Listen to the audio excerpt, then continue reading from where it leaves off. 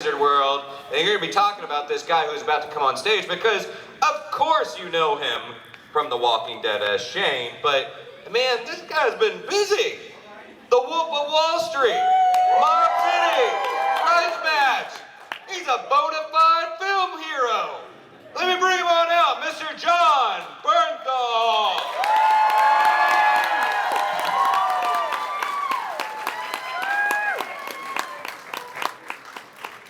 What's up, y'all? What you doing? Good. All right, so there's a microphone over here, guys. So if you have questions, go on, line up, and get those ready. But I get to ask the first question. It's true, man. You really are. You've been busy. Like, how? Okay, so right now you're filming Fury. Is that happening currently, or did you wrap that? Just wrapped it. Yeah, 7 months over in England. Yeah, 7 months over in England.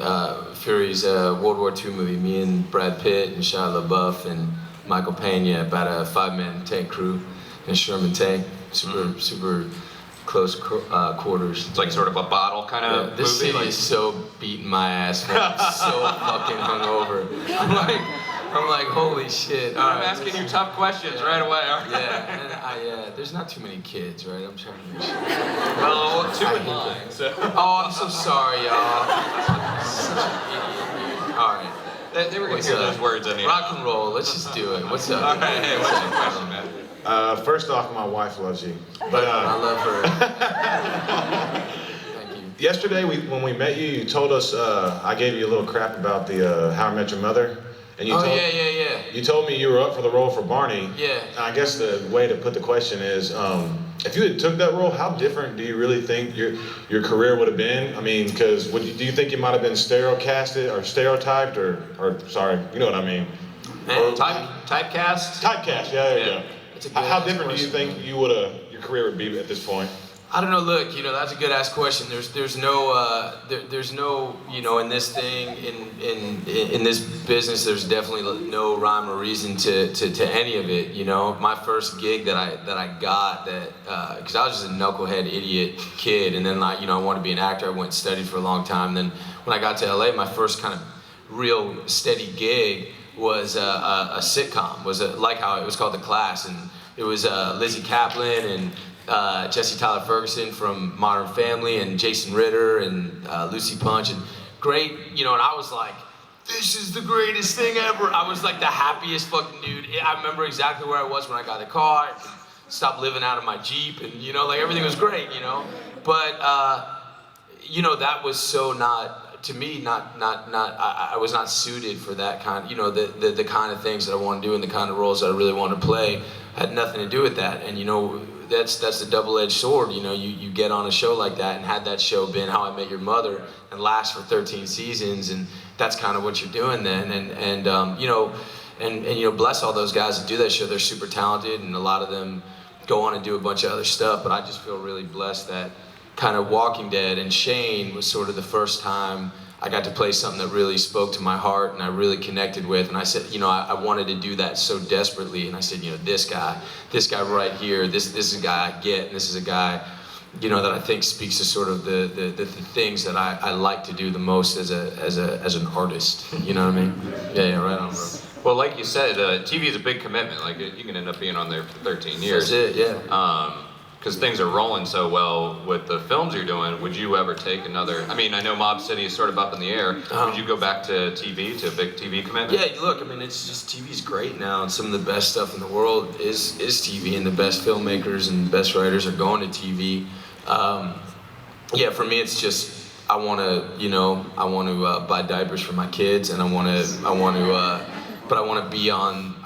work with the best actors in the world and work with the best writers in the world and the best story like that. Just as long as the story's good and the talent's good around me, it doesn't matter what the genre is, theater, television, or film. Yeah. All right. Yes, sir. How awesome, or what happened when you read the script in Walking Dead and found out that you were about to die?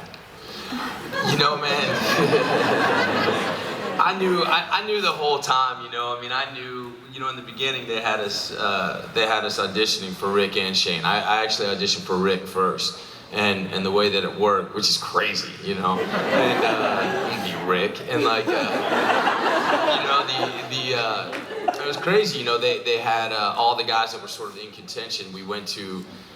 Frank Darabont had this sound studio, and he rented it out for the day. And usually auditions are like, you know, when you get to the final audition, it's just the worst, because you go into some big studio, some corporate room, and there's a bunch of people in suits or like, you know, don't know the shit about, you know, what good acting is, and they're like, I think that guy will sell more commercials, and it's like it's just crap. But Frank had it all different. He rented out a sound stage. He said nobody from the network can be there, and it was just actors, and like all the people competing against each other, we like had lunch together and hung out for the day, which is unheard of, you know.